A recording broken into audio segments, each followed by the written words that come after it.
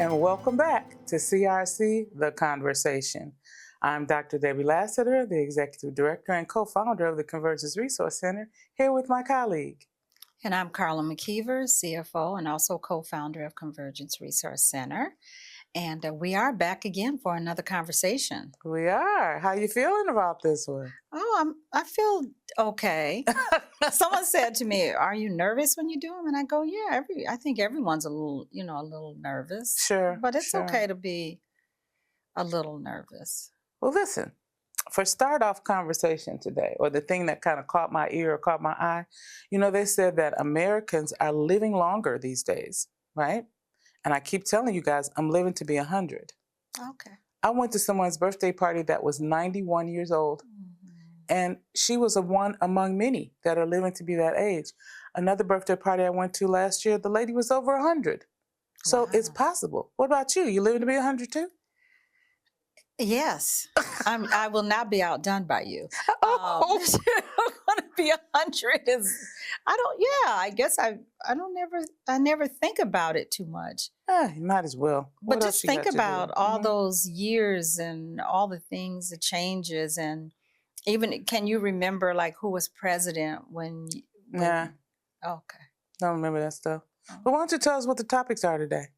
Well, the topics today are about our warm line, not a hotline, but our warm line. That's it. And also interfamilial trafficking. Yeah, now which is a hot topic. Oh yeah. So our warm line is it's a cell call center, right? And so a warm line is not a hotline. That's 911 when the police are coming, right? And it's not really a resource line, which is 211, right, where you call for resources. It's just a line you can call and talk. You just need to talk to somebody. You can call that warm line of support. And they can possibly give you resources in that. But we just want to stress that people understand this is a not line you call for people to come and get you. Because that's just not what we do, right? And it's relaunching in March. And we'll be talking about some new features that are going to be on that line in March. And we'll talk about that in a future episode. So you want to talk about what our conversation is going to be about today? The interfamilial.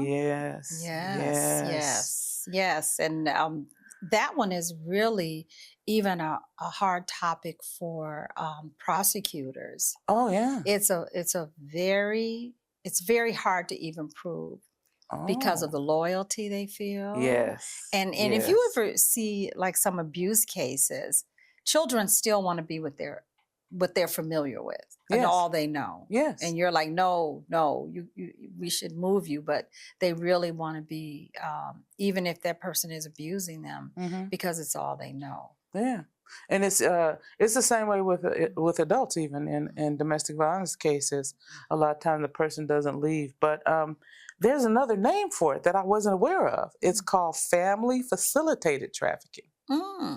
And that was new and different to me. And they said that this is what happens when a family member, a father, a cousin, a brother, mother, sister, aunt, grandmother, grandfather, actually traffics a person.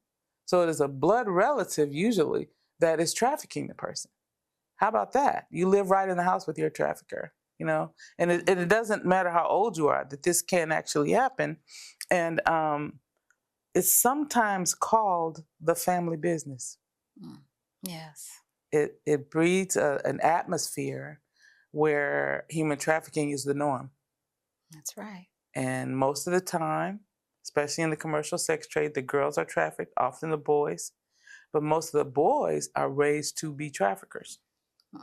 And there were so many cases that I covered on my show of people there was this, I will never forget this one, and we don't want to get too graphic because we don't want to scare folks, but he was actually in a hotel room repeatedly raping his 5- and 6-year-old nieces because he was preparing them for the family business. Well, I'm glad I'm not in that family. I know. But they, like it's like we think everyone grows up the same. Well, we all don't grow up the same. And there are some cultures that this is what they do. This is how we live. This is how we make our money. This is how we survive. and they don't think anything is wrong with it. No matter if the child is 5 or 8. And how do you combat that? And then what happens to that? Because it actually can stunt their development. Of course. Mentally, socially. Absolutely. All of it. Yes. All of it. Well, some of the studies estimate that in these families, it's like 31% of the trafficking, or 41%, is interfamilial trafficking. How scary is that? Yeah. That's a lot. It's a lot, but at least they're starting to identify it, because a lot of times people won't come forward, and you can't actually identify it just by looking. That's true. Yes, you can't identify it by I wish looking. they wore signs, don't you? I am a trafficker, arrest me. But that's not the way it goes. They don't do that. That's not the way it goes. Let's talk about some of the challenges to it, though, because you mentioned one earlier that's really hard to prove it in court. The lawyers have a hard time with it. But one of the reasons that they have that challenge is because there really is no realization of wrongdoing.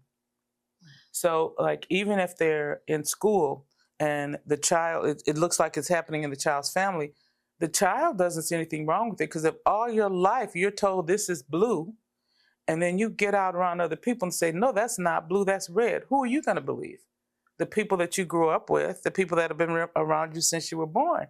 So if they're told that this is okay, that this is right, it's very hard for their minds to compute. Now, well, wait a minute, that's wrong? Right. So that's one of the big challenges to it. Did you want to talk about any other challenges to it? Well, I did talk about the developmental challenges of it, but when you talked about when you're told an untruth for so long, even when we're told untruths, it's really hard to understand that, well, that's not the truth, that something else is the truth. It really takes a time to process. So can you imagine if you're a child and you're not even, your mind isn't even as developed as our minds are, how hard that is to understand that what is happening to them is not right. That it shouldn't be happening. And they can't see that their growth is being stunted. They can't see that their growth and development, they're not developing socially, mentally, as we are. And then there is that aspect of, I have to turn my back on my whole family. I have to report my family as criminals, as people that are breaking the law. And I have to report my family that they've been doing something wrong to me for many, many years. That would weigh on an adult, let alone a child. I can't imagine. Their little heads must turn all the way around in that, but luckily or gratefully, there are some areas you can turn to for help. And this one, it's almost scary to say these things today as they're finding all these other people abusing children, but you can try talking to a trusted adult, a school counselor or psychiatrist, but someone that you trust. It's kind of scary now, isn't it? It's scary to find someone you can trust now, because they're finding all these people we thought we could trust. We couldn't trust them. I know. So, But the half of that is that they have been taught not to trust anyone, not to say anything. And so that's why it's hard to see, and that's why it's hard to figure out if it is happening, even though you might suspect it. They're not gonna. They've been taught all their lives how to lie. Yeah. Well, wear two faces, be deceptive, to survive. But you might be able to trust the sensitive crimes unit of your police department. There's supposed to be people that can help you. But NCMEC, the National Center for Missing and Exploited Children, has done nothing other than what I can see, but help children. But adults too. They will step in and help adults as well. They're a great organization. So if you need to report this, or if you are a child or an adult that's having these kind of problems, you can call 1-800-THE-LOST, or it's 1-800-843-5678. Okay. That's 1-800-843-5678. And there's another number folks can call. It's the National Human Trafficking Hotline. Yes. Which is 888 Mm-hmm. 373-7888. Mm-hmm.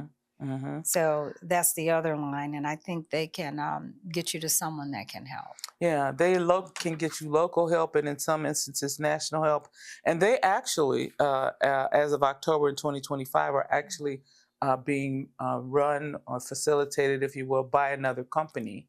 Like a third party? Yeah, well, they were. It was directly by the government, I believe, before, but now it's another company. Okay. And I have heard very good reports. Before, there were really long waits, the kind of non-responsiveness, but we're not hearing that now. Right. We're actually hearing good things. So hopefully this new company can help with that.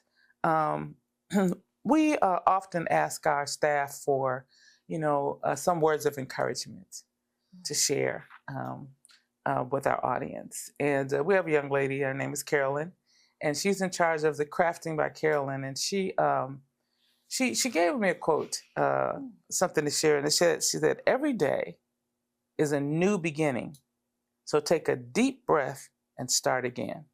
And that's something to think about. Every day is a new beginning. So every day you can start over. If things didn't go great yesterday, it's a new beginning.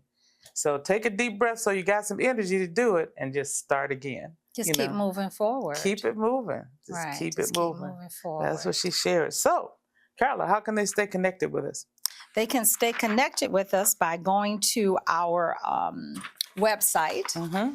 They can also, I found us on our YouTube by just looking up Convergence Resource Center. Yeah. I was able to pull it up.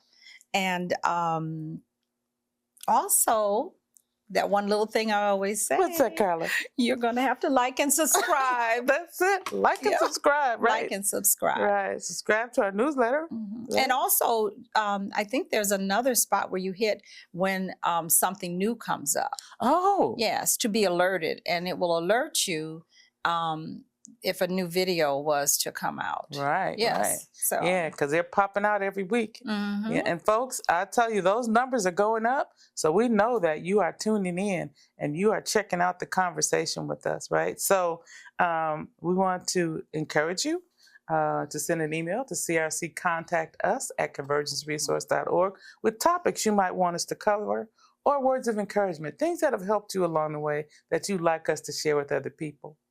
Oh, I think that's a wrap, Carla. That is a wrap. And make sure you put the words of encouragement as a response. So I'd like to see some.